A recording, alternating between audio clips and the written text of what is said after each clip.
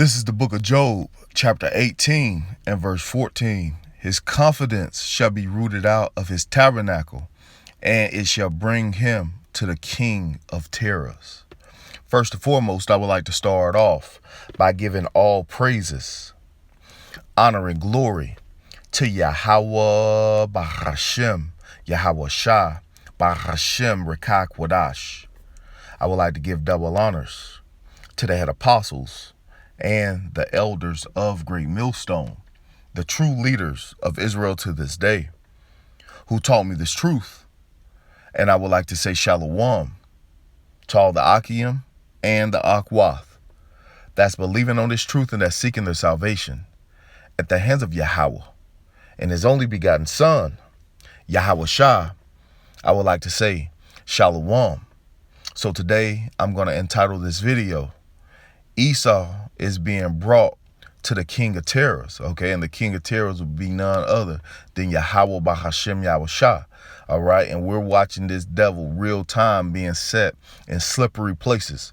We're seeing this man real time being put in straits.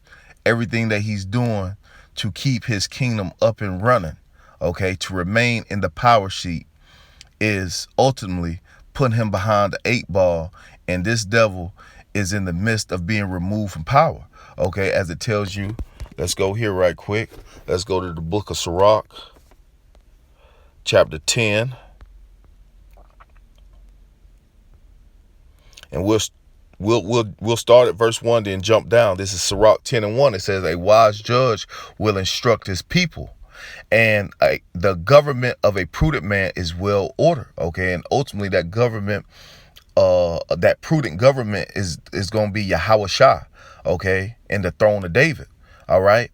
As the judge of his people is himself, and so is his officers.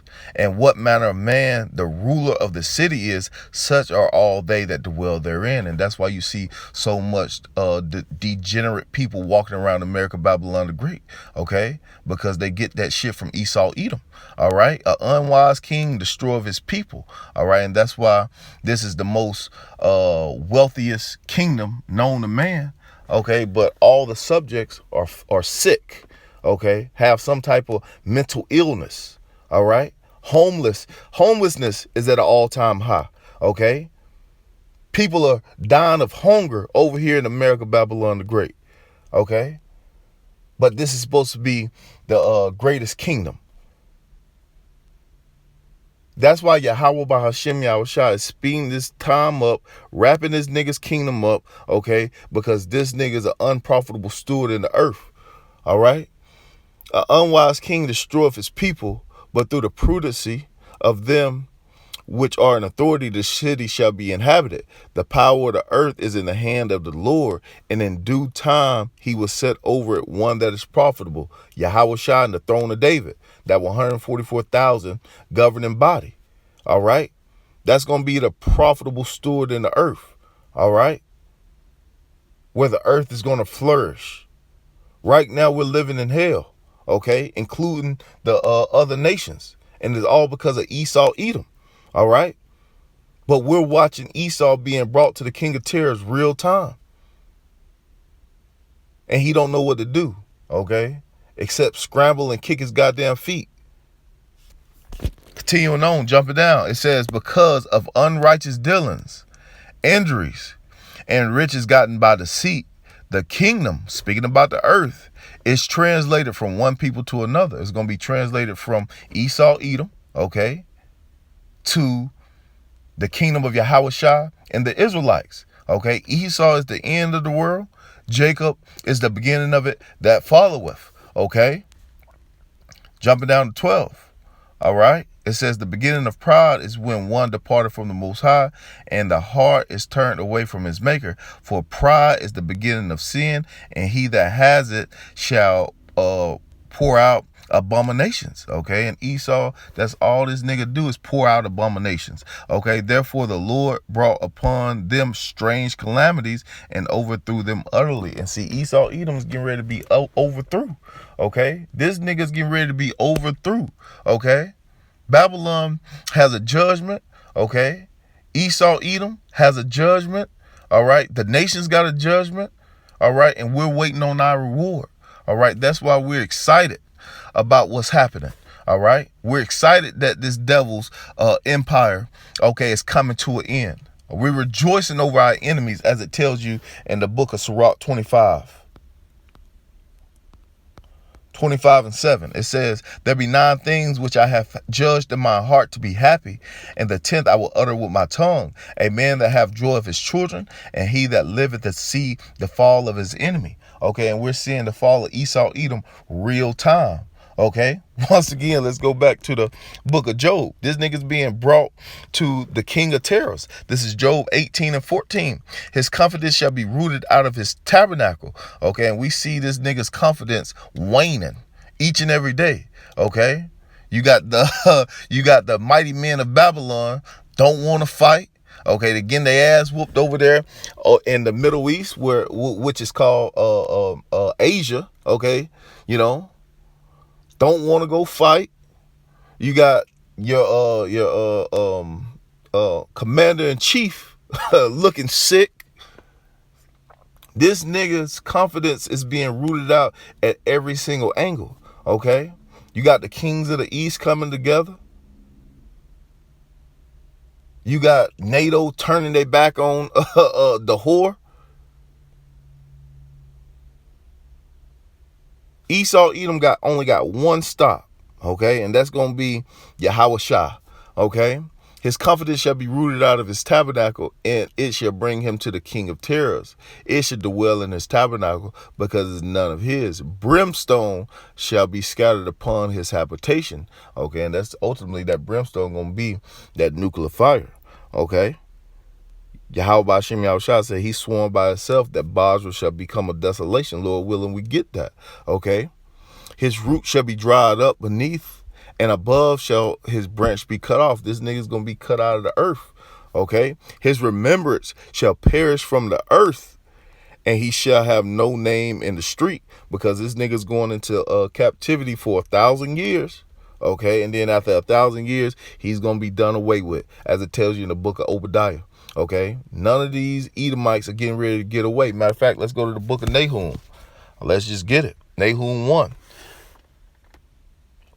and 2, it says, the Most High is jealous, and the Lord revengeth. The Lord revengeth and is furious. The Lord will take vengeance on his adversaries. Okay, and he reserveth his wrath for his enemies. Okay, so Esau got a reservation. Okay, and when you got a reservation, you got to go. Okay. Esau Edom, you got to go see the king of terrors. You have no choice. All right. You got to go see the king of terrors. The Lord is slow to anger and great in power, and will not at all acquit the wicked. Okay. You can't cancel this reservation. Okay. Your pseudoscience. Okay. Your pseudo blessing that you're trying to, bring forth to the earth. It's not going to happen. You got that reservation. Okay.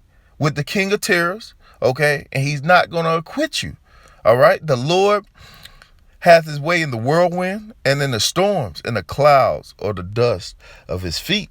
Let's get one more. Let's go to the book of Micah, all right? And this is for the whole family, as we always get, okay? Getting straight to the point. Verse 3, Micah 2 and 3. Therefore, thus saith the Lord, behold, against this family do I devise an evil. Evil going to Eve going into time or age, ill going to bad. Okay, because the end of your age is damn near up. Okay, we're coming to the age of Israel. All right, and that's gonna be very bad for you. All right. From whence ye shall not remove your necks, neither shall you go haughtily, for the time is evil. Okay, the time is evil. And let's go to the book of Jeremiah, since we quoted it earlier.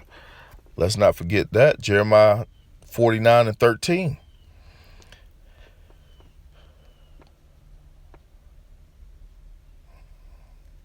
Matter of fact, we'll start up a little bit. We'll start up at 12. It says, for thus saith the Lord, behold, they whose judgment was not to drink of the cup have surely drunken.